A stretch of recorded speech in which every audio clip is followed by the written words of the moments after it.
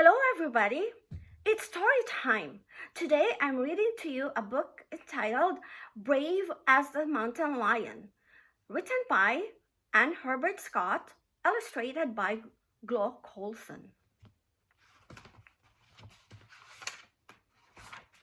It was snowing hard. Pressing his face against the cold glass of a living room window, Spider could barely see his father's horses crowding against the fence.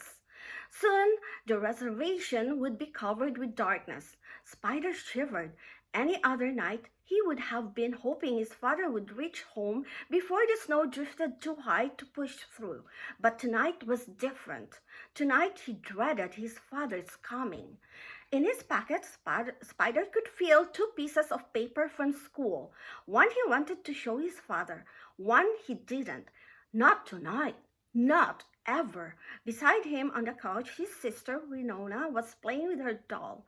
Lucky kid, thought Spider. Winona was too little to worry about anything, especially school.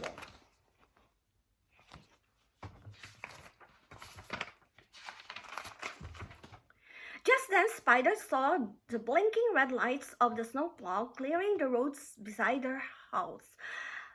Right behind came his father's new blue pickup. Spider sighed. At least Dad was home safe. Now the trouble would begin. Winona ran to the back door, but Spider stayed on the couch waiting. From the kitchen he could smell dinner cooking, his favorite deer meat. But tonight he didn't even feel like eating. Soon he heard the sound of his father and his brother Will stomping the snow from their boots. Spider's father came in with an armful of mail from the post office. He hung up his hat and jacket on the pegs by the kitchen and stretched out in his favorite chair. "So what did you do in school today?" he asked Spider. "Not much," said Spider, filling his pocket. "Did you bring home any papers?" Spider nodded. How did his father always know? "Let's take a look," said his father. Spider took the first paper from his pocket. "Here's the good one," he said. "Spelling 100%. Every word correct. Good for you, son." "But Dad, I'm in trouble." Spider shoved the other paper into his father's hand. "The teacher wants me to be in a big school spelling bee." Spider's father read out loud, "Dear parent, I am pleased to inform you that your son Spider has qualified for the school spelling bee, which will be held next Thursday night. We hope you and your family will attend."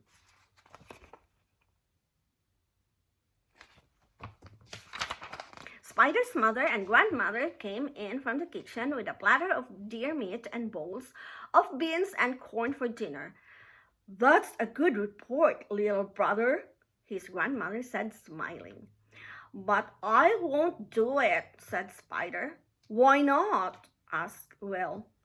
"I'm too afraid," said Spider. "But you're a brave boy," said his father. "Why are you afraid?" "Dad," said Spider, "you have to stand high up on the stage in the gym and all the people look at you. I'm afraid my legs would freeze together and I wouldn't be able to walk. And if I get up there, no sound would come out when I open my mouth. It's too scary." "Oh, I see," said his father. Spider's mother put her hand on his shoulder. "You must be hungry. Let's eat." After dinner, Spider sat by the wood stove doing his homework. "Dad, were you ever in a spelling bee?" he asked. "As a matter of fact, I was." "Were you scared?" "I was very scared. I didn't even want to do it. But then my father told me to pretend I was a brave animal, the strongest, bravest animal I could think of. Then I wasn't afraid anymore." Later, Spider sat up in bed thinking of animals who weren't afraid of anything. Above his head hung the picture of a mountain lion his dad had painted for him. How about a mountain lion, the king of the beasts? Spider took his flashlight from under his pillow and shined its beam on the face of the great wild creature. Brave as a mountain lion, he said to himself in a loud, strong voice. Brave as a mountain lion, he repeated in his mind as he was falling asleep. I'll try to be brave as a mountain lion, he whispered to his father the next morning as he brushed his hair for school. At recess the next day, Spider peeked into the gymnasium. The huge room was empty. He looked at a mural painting of the Western Shoshone people of long ago. They were brave hunters of deer and antelope and elk, just as his father and his uncles were today.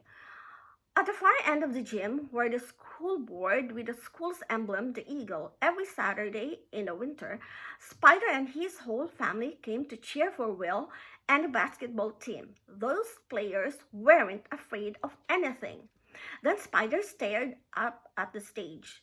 There where the spellers would stand. He would feel his throat tighten and hear his heart thumping.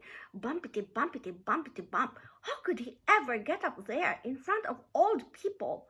Spider ran outside, slamming the gym door behind him. That afternoon, it was still snowing. At home, Spider found his grandmother beading a headband for his father's birthday.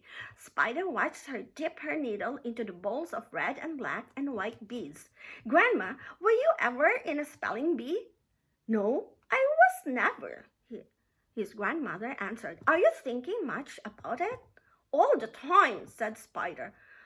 What's the worst part? Being up on the stage with all the people looking at you. Oh, that's easy, said his grandmother. You can be clever as a coyote. The coyote always has some trick to help him out of trouble. When you're up there on stage, you don't have to look at the people. You can turn your back on them and pretend they aren't even there. In bed that night, Spider pulled the covers over his head. Brave as a mountain lion, clever as a coyote, he kept repeating to himself as he fell asleep. The next morning, Spider scraped a peephole in the ice on his bedroom window. He couldn't see the far-off mountains for the swirling snow. He smiled as he packed his book bag. If it kept snowing like this, maybe the principal would close school tomorrow. In class that day, all everybody could talk about was the spelling bee. Can you count a new Spider? Asked Miss Phillips, his teacher. Spider shook his head. Maybe, he said. I haven't made up my mind. You better make up your mind soon, said Miss Phillips. The spelling bee is tomorrow night. At lunch, Spider walked by the gym door, but this time he didn't open it. He didn't have to. He remembered just how everything looked scary. He thought about it. A shiver went all the way down his spine. By the afternoon, the snow had piled in drifts higher than Spider's head.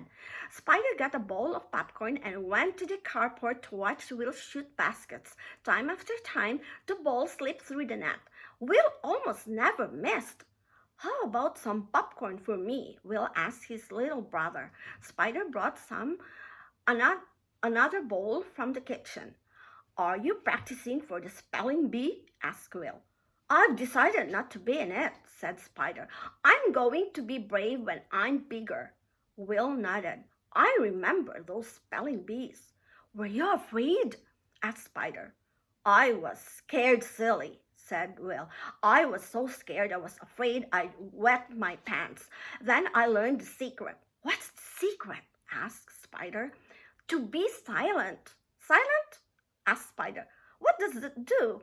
It keeps you cool. When I have a hard shot to make and the whole team depends on me, that's when I get very silent.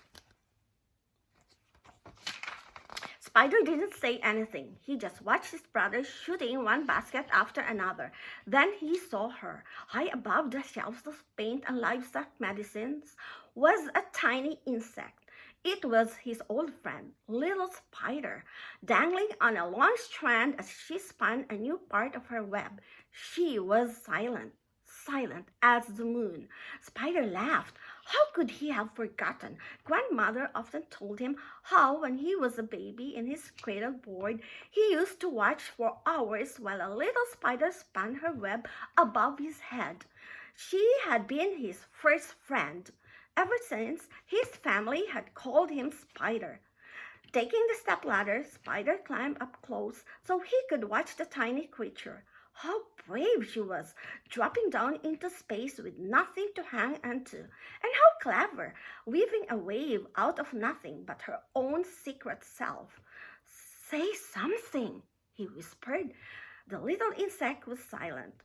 But Spider felt she was talking to him in her own mysterious way. Listen to your spirit, she seemed to say. Listen to your spirit, and you'll never be afraid. The next morning, the snow had stopped. Outside Spider's window, icicles glistened in the sun. No chance of school being closed today. Brave as a mountain lion, clever as a coyote, silent as a spider, Spider thought of himself as he buttoned his vest. Winona pushed open the door. Are you going to do it?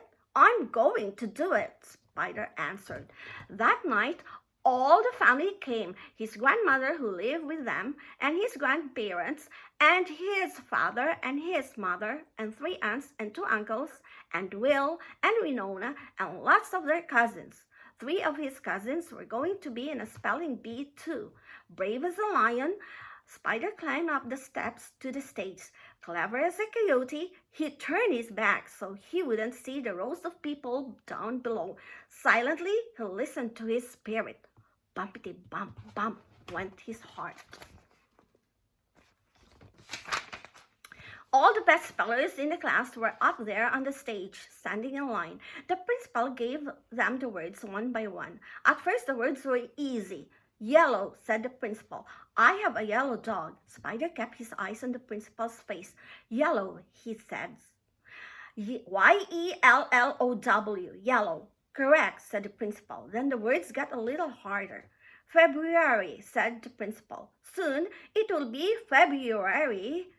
It was Spider's turn. February, said Spider, remembering the R. Capital F-E-B-R-U-A-R-Y. February. Correct, said the principal.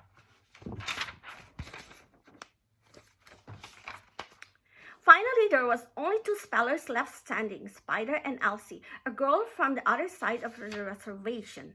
Terrific, said the principal. We have a terrific basketball team. Terrific, said Spider, taking a big breath. T-E-R-R-I-F-F-I-C. Terrific. Incorrect, said the principal. Then he turned to Elsie. Terrific, we have a terrific basketball team. Terrific, said Elsie. T-E-R-R-I-F-I-C. Terrific. Correct, said the principal. Let's give a hand to our 2 winners from Miss Phillips' class. Elsie in first place and Spider in second place.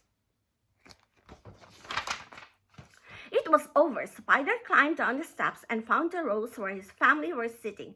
Spider's father shook his hand and Will slapped him on the back. You did it, his mother said proudly. You stood right up there in front of everybody. It was easy, said Spider. You were brave, said his father. Brave as a mountain lion. And clever, said his grandmother. Clever as a coyote. I wasn't even afraid, Spider thought. I listened to my spirit. But now I'm hungry, he told his family. Hungry as a bear. Let's all go home and eat.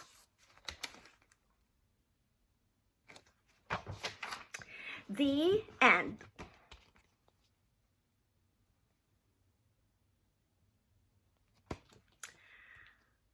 That's all for now. Have a wonderful day.